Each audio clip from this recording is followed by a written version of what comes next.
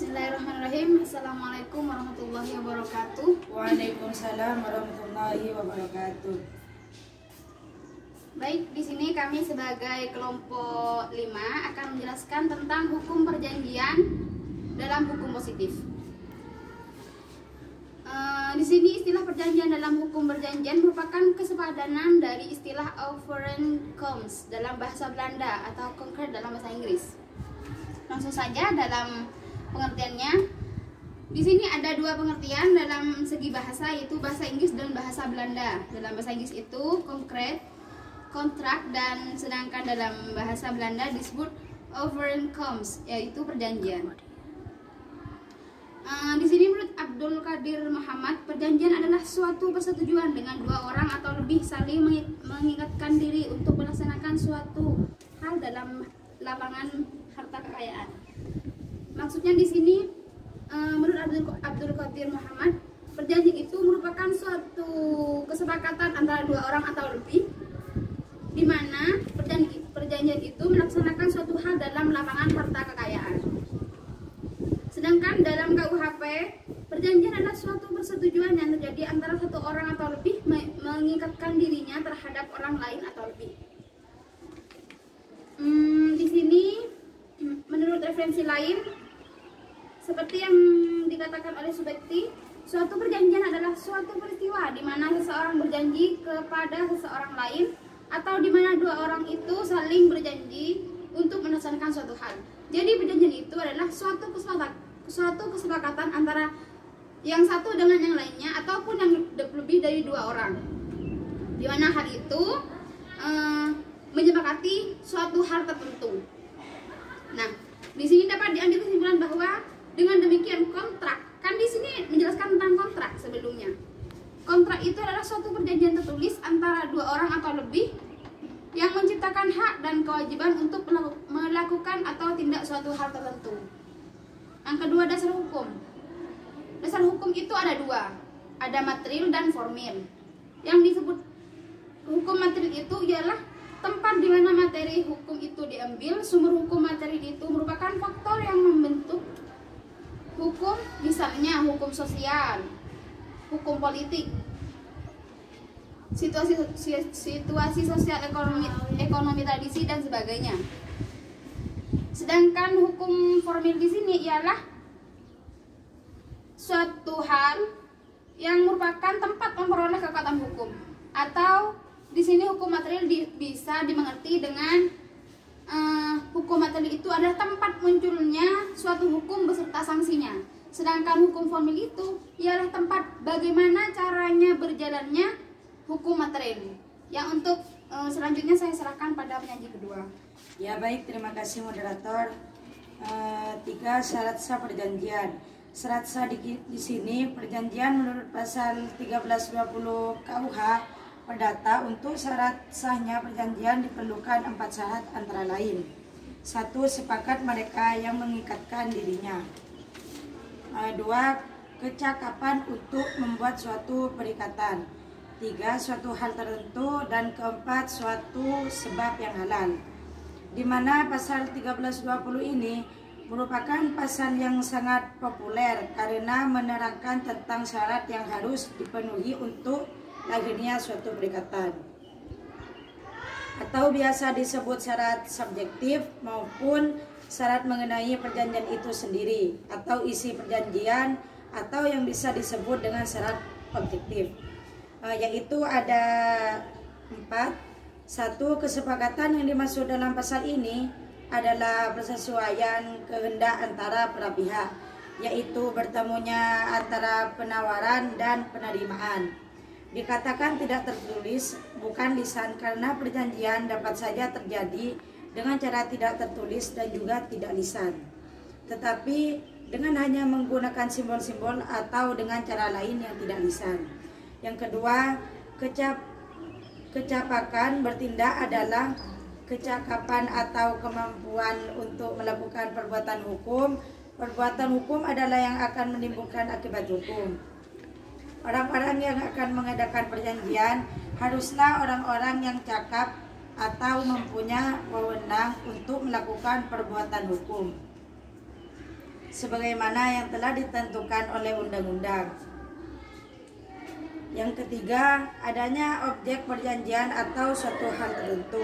Di dalam berbagai literatur disebutkan bahwa yang menjadi objek perjanjian adalah prestasi atau pokok perjanjian.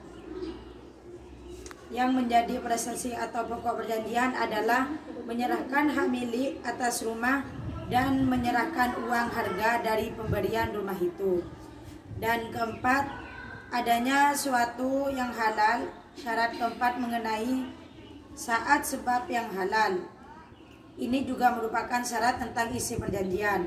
Kata halal di sini bukan dengan maksud untuk memperlawankan dengan kata haram dalam hukum Islam, tetapi yang dimaksud di sini adalah bahwa isi perjanjian tersebut tidak dapat bertentangan dengan undang-undang kesusilaan dan ketertiban umum. Ya, seperti itu. Ya, dipersilakan untuk penyaji kedua, ketiga.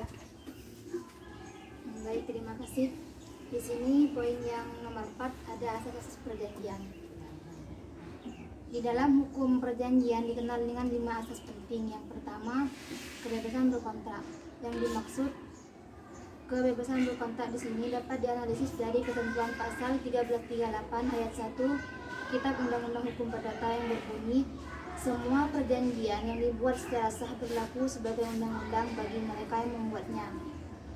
Asas kebebasan berkontrak adalah suatu asas yang memberikan kebebasan kepada para pihak untuk yang pertama, membuat atau tidak membuat perjanjian.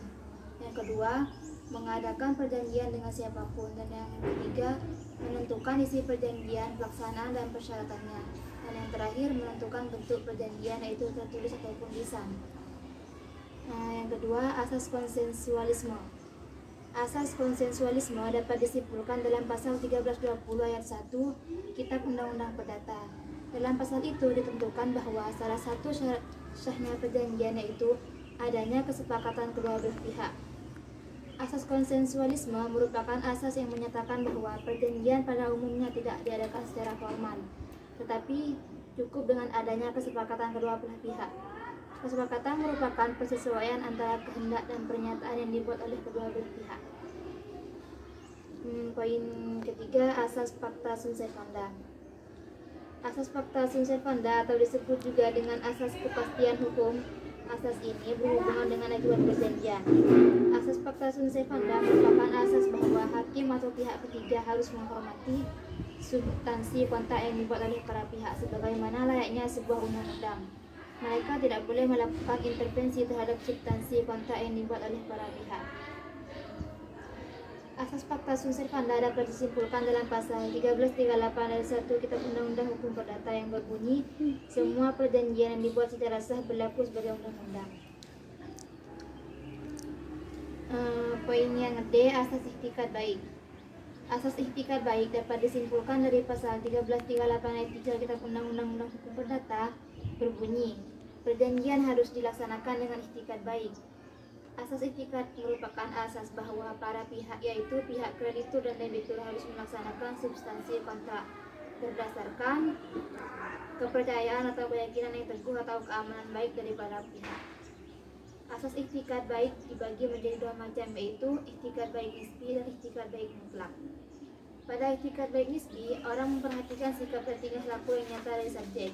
Pada ihtikad baik mutlak, penilaiannya terletak pada akal sehat dan keadilan. Dibuat ukuran yang objektif untuk menilai keadaan, atau penilaian tidak memihak menurut norma-norma yang objektif.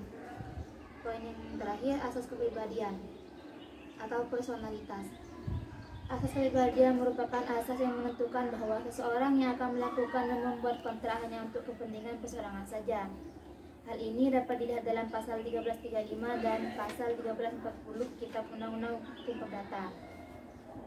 Pasal 1315 berbunyi, pada umumnya seseorang tidak dapat mengadakan perikatan atau perjanjian selain untuk dirinya sendiri.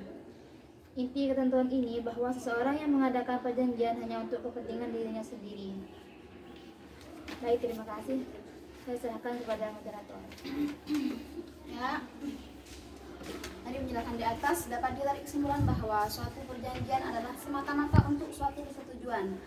yang diakui oleh hukum. Persetujuan ini merupakan kepentingan yang pokok di dalam dunia usaha dan menjadi dasar bagi kebanyakan transaksi dengan seperti jual beli barang, tanah, pemberian kredit, asuransi pengangkutan barang, pembentukan organisasi usaha, dan termasuk juga penyangkut tenaga kerja.